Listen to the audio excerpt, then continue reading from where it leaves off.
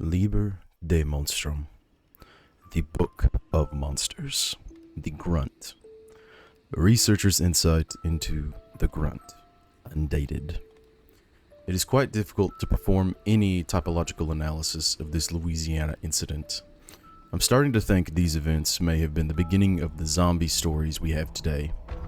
It certainly matches the pattern. Some kind of deadly infection hits a settlement, almost wipes out the entire population, and then the dead rise from their graves in order to feast upon the living. Though this is only the zombie story I've heard where the zombies take up weaponry, torches and blades in most cases, to wield against the living. The old adage holds, truth is always far stranger than fiction. It seems like the hunters of this era were simply calling them grunts. There are conflicting reports, of course, but the material I've found so far appears to be talking about what's probably a slow-moving and mostly human creature, possibly the victim of a viral infection, or controlled by some kind of greater spirit or Lao. While at times I seem to be grasping at straws to identify some of the most specialized monsters in the source texts, grunts are ubiquitous, to say the least. Of particular value, an autopsy performed and recovered almost in full from the journal of Dr. Reinhard Winkler that I've included in the archive. According to the reports, you could dispatch a grunt quickly with a well-placed headshot. I still wouldn't want to be the one in the dark, and certainly not in numbers. Journal of Dr. Reinhard Winkler, transcribed from the original typewritten 8.5 inch by 11 inch, 1 out of 5. Tuesday, May 7th. 1895. It took Father Nico and his children 6 hours to draw the wards. In the end, he fell asleep, exhausted from his ordeal. Only 2 of the boys died this time. The rain did not help. Yes, it's a bit rainy today. I never liked rain. It underlines the smell of urine. It just feels wrong, unhygienic. It washes away the clean, allowing the dirt to prevail. Can't smell the rain today, though. The stench in the laboratory is unbearable. This is certainly not decomposition. Decomposition is natural. Nasty, but natural. After all, just a Carnot postulates. Everything rots, doesn't it? Everything dies. No, this is something darker. Something deeper. Perhaps something unnatural, as wrong as the smell of dog piss after rain. Not the smell of death. The smell of life. Which should not be. 2 of 5. Wednesday, May 8th, 1895. It stopped twitching at dawn. Not sure if it's dead. Not sure if the word even applies. The creature has the appearance of a perfectly normal, if decomposed, human being.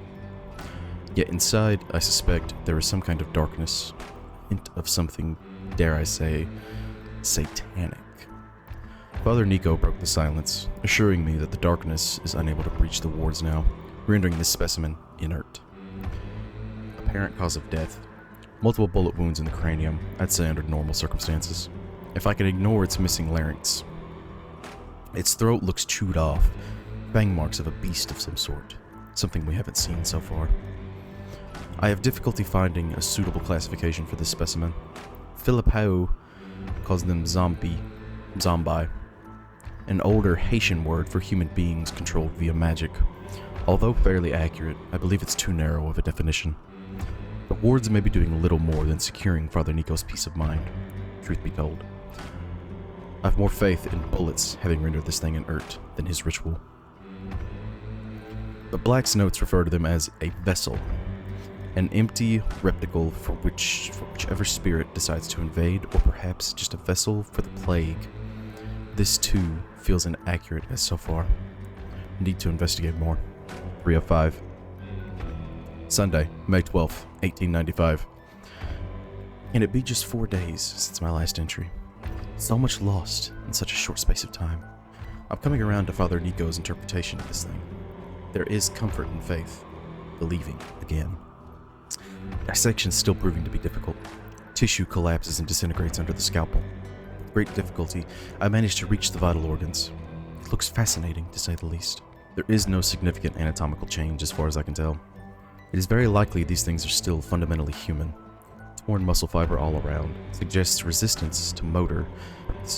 There was a brown stain here. His handwriting gets progressively worse, as if the body itself is controlled by some invisible consciousness against its will. Parentheses. Against its will was struck through once. It's just a theory, but maybe this thing has also been crossed out. Person is still alive inside. Despite the state of decomposition, I believe there might be an actual person trapped in this body. If this indeed is the case, it must feel like a personal hell. Witnessing yourself as a monster. Of course, if that's the case, the obvious question is what is controlling these grunts? Perhaps the belief that there is something controlling these people is what's given me comfort. That there is meaning behind all of this death, or that there is indeed something greater. 4 of 5. Monday, May 13th, 1945. Sun's up today. The stench is unbearable. Lots of flies, laboratory surrounded by no less than 10 of the grunts. They keep hurtling themselves against the wards, against the walls. I signaled William. Hope he makes it in time. Father Nico and the children are doing what they can. What they can. Opened the ribcage today, saw it buzzing. Buzzing is again crossed out, moving. All the internal organs, which the curious exception of the heart seems to be at least structurally intact. Something wrong with the heart seems deformed. Deformed is scribbled through. Spherical in form. Pulsing, not pumping for lack of a better term. Even in death, it keeps on pulsing in a dark, sticky fluid. I had to check the wards to see if they were intact, fearing that dark presence is making its move again, but no. This is some kind of primal reflex. Leads me to think it's still alive. Dead. I postulate that the fluid inside the heart itself may be causing the disease, or vice versa. Too tired. Need sleep. Need to focus. Need more time. 5 of 5. Tuesday, May 14th, 1895. A breakthrough. It turns out the heart is more of a nest. Father Nico has been too embattled to share my delight in the discovery. It seems that the loss of the little ones has worn his resolve.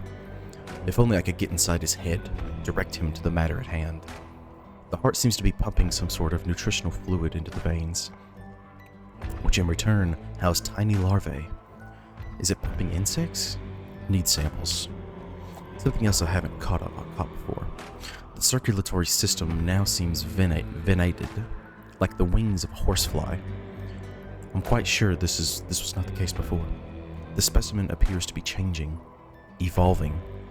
How did I miss these changes? All that venation, and there is no blood.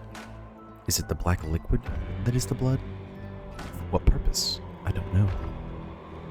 It whispers, has been scratched out furiously.